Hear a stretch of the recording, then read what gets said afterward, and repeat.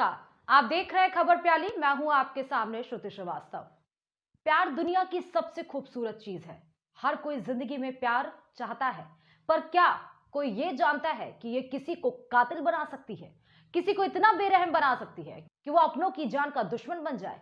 ये सब कुछ हुआ था आज से 12 साल पहले अमरोहा में, जहां प्यार में पागल शबनम ने प्रेमी के साथ मिलकर घर के 7 लोगों को मौत की नींद सुला दी।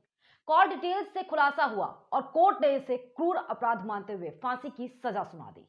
आजाद भारत में पहली बार होगा जब किसी महिला को फांसी दी जाएगी। तो शबनम की दास्ताए गुनाह क्या थी, भारत में फांसी के क्या कानून है, कैसे फांसी दी जाती है, आज हम सब आपको बताने जा रहे हैं। दया याचिका खारिज होने के बाद यूपी के मथुरा जेल में किसी महिला को फांसी देने की तैयारियां चल रही हैं। फांसी की तारीख तय होना बाकी है। मथुरा की जिला जेल यूपी की इकलौती ऐसी जेल है जिसमें महिलाओं को फांसी लगाई जा सकती है।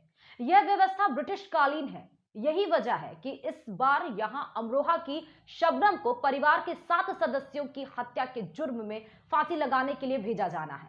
शबनम की उम्र करीब 38 साल है। उसका एक 12 साल का बेटा भी है जिसका जन्म उसने जेल में दिया था। हत्या के आरोप में गिरफ्तारी के वक्त शबनम गर्भवती थी।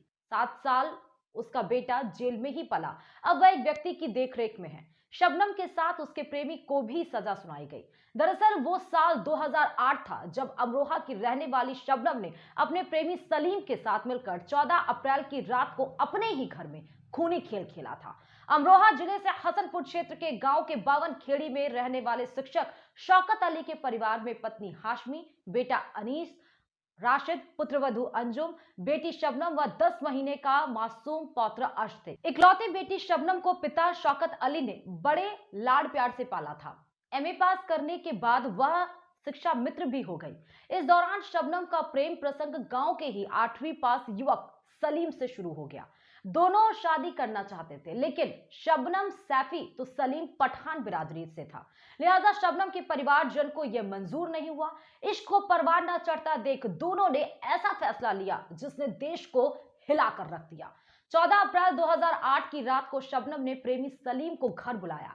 इससे पहले उसने परिवारजन को खाने में नींद की गोली खिलाकर सुला दिया था। उस दिन शबनम की फुफेरी बहन राबिया भी उनके घर आई हुई थी। रात में शबनम और सलीम ने मिलकर नशे की हालत में सो रहे पिता शौकत, मां हाशमी, भाई अनीश, राशिद, भाभी अंजुम, फुफेरी बहन राबिया व 10 माह के भतीजे अर्श का गला काटकर मौत की नींद सुला दिया। घटना को अंजाम देकर सलीम तो वहां से भाग गया था, लेकिन शबनम रात भर घर में ही रही। तड़के में उसने शोर मचा दिया कि बदमाश आ गए हैं। शोर सुनकर गांव के लोग मौके पर पहुंचे और वहां का नजारा देख पैरों तले जमीन खिसक गई। 2 मंजिले पर बने 3 कमरों में मासूम समेत सभी 7 लोगों के गला कटे शव पड़े थे। दिन निकलने तक गांव 52 खेड़ी देश भर में छा गया। तत्कालीन मुख्यमंत्री मायावती भी गांव पहुंची थी। घटना के हालात देखते हुए शबनम पर ही शक की सुई गई और बाद में कॉल डिटेल्स से सारी पोल खुल भी गई थी। स्थानीय अदालत ने भी दोनों को फांसी की सजा सुनाई थी। सर्वोच्च अदालत ने भी इस सजा को बरकरार रखा तो राष्ट्रपति ने भी दया याचिका खारिज कर दी। यानी सलीम व शबनम के खूनी इश्क की कहानी फांसी के फंदे तक पहुंच गई। ये तो कहानी शबनम की हुई, लेकिन अब हम आपको बताते हैं कि भारत में कब कब फांसी की सजा सुनाई गई है। आखिरी बार देश में फांसी 2012 निर्भया कांड के 4 दोषियों को दी गई थी। यह देश के इतिहास में 61वीं फांसी थी। निर्भया के दोषियों से पहले आखिरी बार याकूब मेनन को फांसी दी गई थी और मेनन से पहले संसद भवन पर हमले के दोषी अफजल गुरु को भी फांसी दी गई थी। सरकारी आंकड़ों के मुताबिक 1947 के बाद से देश में अब तक कुल 61 लोगों को फांसी दी जा चुकी है। अगर हम पिछले 16 साल की बात करें तो भारत में 1300 से अधिक लोगों को मौत की सजा सुनाई जा चुकी है। आइए नजर डालते हैं पिछले 16 साल में हुई फांसी के बारे में। 14 अगस्त 2004 को पश्चिम बंगाल के अलीमपुर सेंट्रल जेल में धनंजय चटर्जी को उसके 42वें जन्मदिन के मौके पर फांसी दी गई। उसे एक नाबालिग के साथ रेप और हत्या को दोषी ठहराया गया था।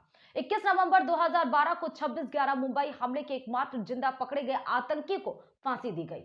उसे पुणे की यरवदा जेल में फांसी पर लटकाया गया। 9 फरवरी 2013 को संसद हमले के दोषी मोहम्मद अफजल गुरु को फांसी दी गई। उसे तिहाड़ जेल के अंदर ही फांसी पर लटका दिया गया। 30 जुलाई 2015 को 1993 मुंबई सीरियल ब्लास्ट के दोषी याकूब मेनन को फांसी दी गई। उसे महाराष्ट्र के नागपुर जेल में फांसी के तख्ते पर लटका दिया गया। 20 मार्च 2020 को 2012 निर्भया दुष्कर्म मामले के 4 दोषियों को फांसी दी गई। इस सभी को दिल्ली की तिहाड़ जेल में फांसी पर लटकाया गया। आजादी के बाद भारत में पहली फांसी नाथूराम गोडसे को दी गई थी। नेशनल लॉ यूनिवर्सिटी यानी कि एनएलयू दिल्ली के डेथ पेनाल्टी रिसर्च प्रोजेक्ट के मुताबिक आजादी के बाद से अब तक देश में तकरीबन 1414 को फांसी दी गई है। भारत में राज्यवार आंकड़ों को देखें तो सबसे ज्यादा फांसी की सजा उत्तर प्रदेश में सुनाई गई। उत्तर प्रदेश में कुल 395 लोगों को फांसी दी जा चुकी है। इसके बाद बिहार में 144, महाराष्ट्र में 129, तमिलनाडु में 106 और कर्नाटक में 103 लोगों को मौत की सजा दी जा चुकी है। ये तो बात सजा की हुई, लेकिन फांसी किसे दी जाती है ये भी आपको बताते हैं। दुनिया भर में करीब 1/4 देशों में मौत की सजा दी जाती है। भारत उन 1/4 देश में से एक है। भारत में मौत की सजा देने के 2 तरीके हैं। आम नागरिक को फांसी पर लटकाकर मृत्यु दंड दिया जाता है और सेना में फांसी के अलावा गोली मारकर मृत्यु दंड दिया जाता है। 1973 के कोड ऑफ क्रिमिनल प्रोसीजर में फांसी के लिए स्टैंडर्ड शब्दावली है hanged by the neck until death, यानी मौत होने तक गर्दन से लटकाए रखना। 1983 में सुप्रीम कोर्ट ने यह निर्देश दिए कि सिर्फ rarest of the rare case में फांसी की सजा दी जाएगी।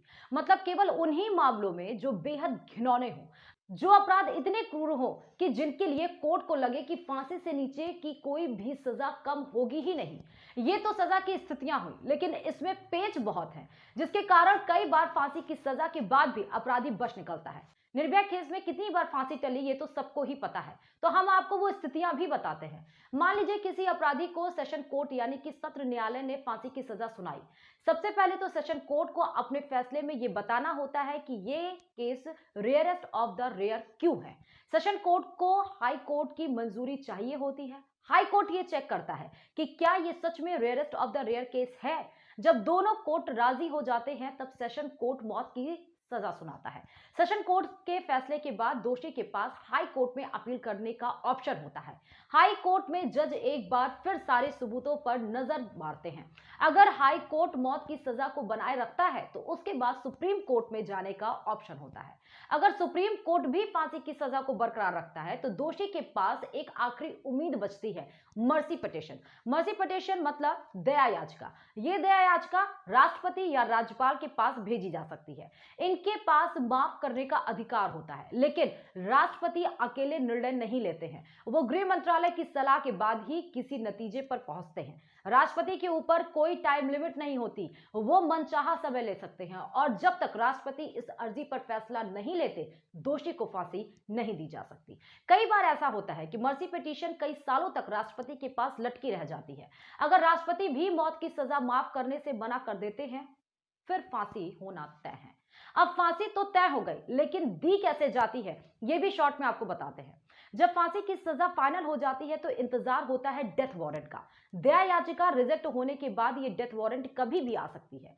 1 हफ्ता, महीना, कई महीने और साल भी लग सकते हैं। उस डेथ वारंट में फांसी की तारीख और समय लिखा होता है।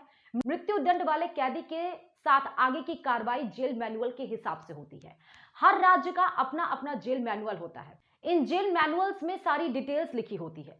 फांसी देने के लिए मनीला रस्सी का इस्तेमाल किया जाता है। इस रस्सी की सारी डिटेल्स जेल मैनुअल में लिखी होती है। फांसी के 1 हफ्ते पहले सुप्रिंटेंडेंट की मौजूदगी में इस रस्सी को चेक किया जाता है। चेक करने के बाद रस्सी को सुरक्षित लॉकअप में रख दिया जाता है। जिन जेलों में फांसी दी जाती है वहां कम से कम 2 रस्सियां मेंटेन करके रखी जाती हैं। फांसी का टाइम महीनों के हिसाब से अलग अलग होता है, सुबह 6 बजे, 7 बजे या 8 बजे, लेकिन ये वक्त हमेशा सुबह का ही होता है। इसके पीछे कारण ये है कि सुबह बाकी कैदी सो रहे होते हैं और जिस कैदी को फांसी दी जानी है उसे पूरे दिन मौत का इंतजार नहीं करना पड़ता। फांसी से कुछ मिनट पहले सुप्रिंटेंडेंट जाकर कैदी को फांसी की जगह तक लेकर आता है। उनके साथ कुछ और गार्ड्स भी होते हैं। फांसी के वक्त जल्लाद के अलावा 3 अधिकारियों का होना जरूरी होता है, जेल सुप्रिंटेंडेंट, मेडिकल ऑफिसर और मजिस्ट्रेट सुप्रिंटेंडेंट। फांसी से पहले मजिस्ट्रेट को बताते हैं कि मैंने कैदी की पहचान कर ली है और उसे डेथ वारंट पढ़कर सुनाया जाता है। डेथ वारंट पर कैदी का साइन होना जरूरी होता है। अब आगे का काम जल्लाद का होता है। जल्लाद कैदी के मुंह पर कपड़ा डालकर उसके गले में फंदा लगाता है और इसके बाद लिवर खींच देता है। दुनिया भर में फांसी के 4 तरीके होते हैं। भारत में लॉन्ग ड्रॉप तरीके से फांसी दी जाती है। लॉन्ग ड्रॉप में कैदी के वजन के हिसाब से रस्सी की लंबाई फिक्स की जाती है। यह इसलिए किया जाता है ताकि झटके से गर्दन और रीढ़ की हड्डी टूट जाए। लिवर खींचने के लगभग आधे घंटे के बाद लाश को फंदे से उतारा जाता है, लेकिन उसे तभी उतारा जाता है जब मेडिकल ऑफिसर उसके मौत की पुष्टि कर दे। और अब शबनम की याचिका खारिज होने के बाद उसकी फांसी की प्रक्रिया भी कुछ ऐसी ही होगी। इसीलिए अपराध करने से पहले 100 बार सोचें, क्योंकि गुनाह की सजा जरूर मिलती है, आज नहीं तो कल। किसी और मुद्दे के साथ आपके बीच होंगे, तब तक के लिए नमस्कार।